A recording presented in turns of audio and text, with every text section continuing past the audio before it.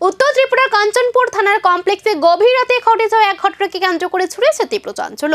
মহিলা কনস্টেবলের রুম থেকে এক যুবককে আটক ঘিরে উঠছে প্রশাসনিক শৃঙ্খলা ও নিরাপত্তা নিয়ে প্রশ্ন। বুধবার রাত আনুমানিক 10:30 নাগাদ কাঞ্চনপুর থানার কমপ্লেক্সে বসবাসকারী কয়েকজন মহিলা এক যুবককে সন্দেহজনক অবস্থায় দেখতে পান। পরে বিষয়টি থানায় জানানো হয়। এরপর সেকেন্ড ওসি প্রীতিময় চাকমা এবং এসআই অর্জুন মজুমদার পুলিশ ও টিএসআর জওয়ানদের নিয়ে মহিলা কনস্টেবলকে সেবিকা চাকমার রুমে তল্লাশি চালান। সেখান থেকে তেলিয়ামুড়া এলাকার যুবক সুজন দেবনাথকে পাওয়া যায় বলে সূত্রের খবর। ঘটনার পর থেকে থানার অভ্যন্তরে ব্যাপক চর্চা শুরু হয়েছে।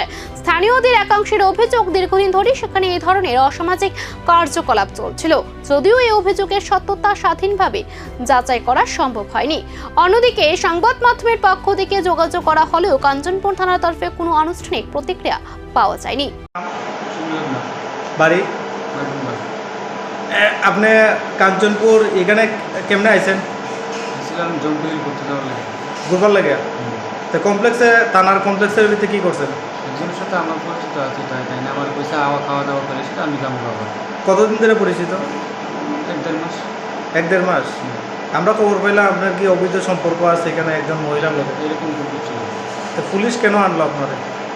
পুলিশ আমার কোনো কিছু বলছে না, আমার ঘরে পাইছে যে ঘরে গিয়েছে, কিন্তু তারা তো আমার কিছু জিনিস না এমনি ঘরে কীভাবে পাইছে তোমার?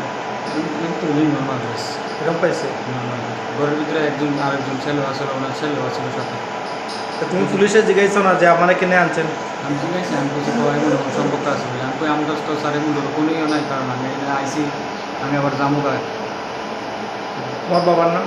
মানিকের নাম। তে আমরা খবর পাইলাম এটা ওই বিধবা মহিলার লোকে আপনার সম্পর্ক আছে।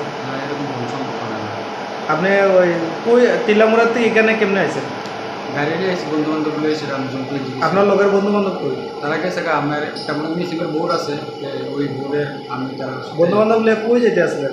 বাড়ির যেটা আমরা ছিলাম, তো কালকে আরেকজনের সাথে দেখা করানোর কথা আছে আমার। তিলামুড়ার থেকে এখানে আইয়া কই? এখন প্রশ্ন উঠছে, থানার কমপ্লেক্সের ভেতরে যদি এমন ঘটনা ঘটে তাহলে নিরাপত্তা ও প্রশাসনিক শৃঙ্খলা কতটা সুরক্ষিত? পুরো ঘটনা তদন্তে কি সামনে আসবে আরো চাঞ্চল্যকর তথ্য?